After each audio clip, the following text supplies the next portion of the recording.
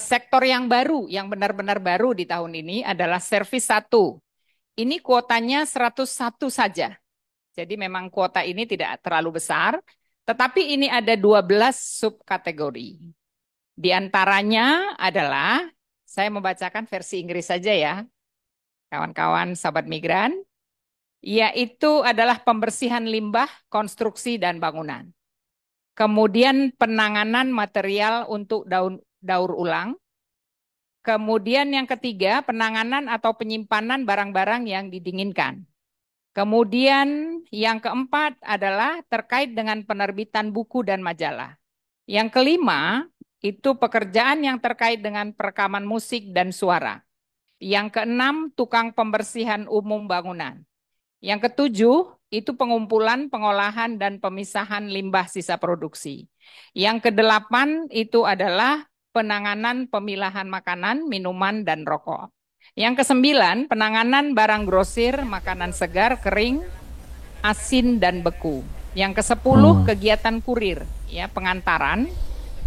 Kemudian yang ke-11 itu adalah layanan lain yang bersifat insidental terkait dengan transportasi udara.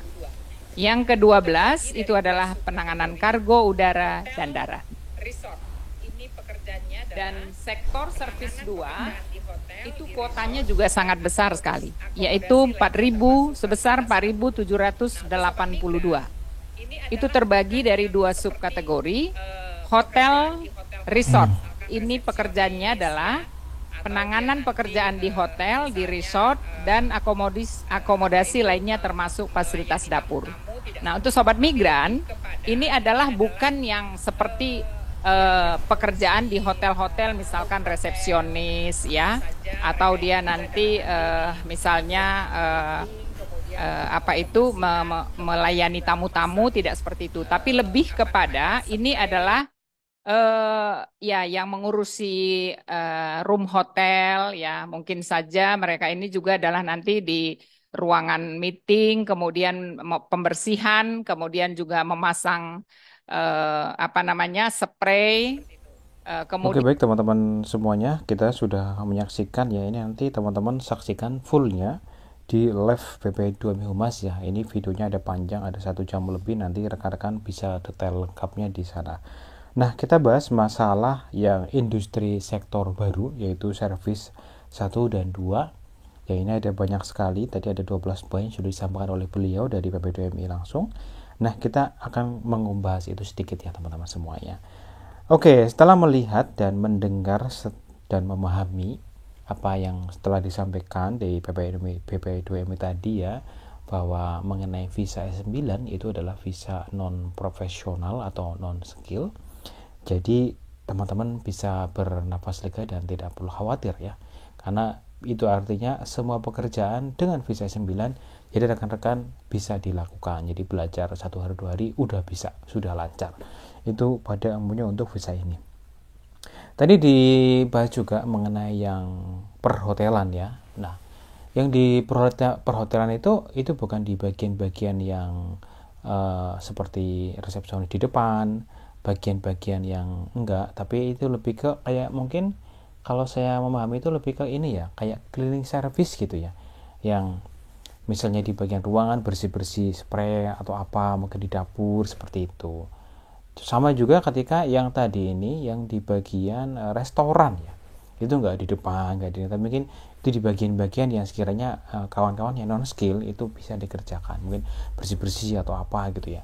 Tapi perlu digarisbawahi tadi yang sudah disampaikan oleh ibu yang di PPDM itu di restoran Korea itu adalah restoran yang non halal ya. Nah, kayak yang kita tahu sendiri, rata-rata di Korea itu adalah restoran itu lebih dominan ke hampir umum ya, itu daging babi non halal ini. Makanya tadi perlu dipertimbangkan ini terutama bagi kawan-kawan yang muslim ya, seperti itu kan. Tahu sendiri teman-teman semuanya, kalau saya sendiri pun kalau keluar-keluar juga harus betul-betul teliti dan hati-hati, karena memang di sini sudah seperti itu, banyak sekali restoran-restoran yang non halal itu banyak banget, jadi harus selektif sekali. Nah, jadi setelah memahami semuanya apa yang sudah disampaikan untuk sektor yang terbaru tadi, ada banyak sekali ya. Ada jasa juga tadi sudah dengar kan di di bagian-bagian yang banyak ada 12 poin tadi. Ini nanti teman-teman bisa diputar lagi. Intinya dari semua itu adalah kita warga negara Indonesia yang mau bekerja di Korea Selatan dengan menggunakan visa non skill dengan pendidikan minimal tadi SMP atau SMA atau lebih tinggi lagi, jadi tidak usah khawatir. Berarti intinya selama sehat jasmani dan rohani, fisiknya oke, tidak mempunyai catatan riwayat yang kriminal selama di kita di Indonesia, ya itu berarti bisa masuk atau bisa kerja di situ. Jadi nanti ditempatkan di bagian-bagian yang yaitu non profesional atau non skill.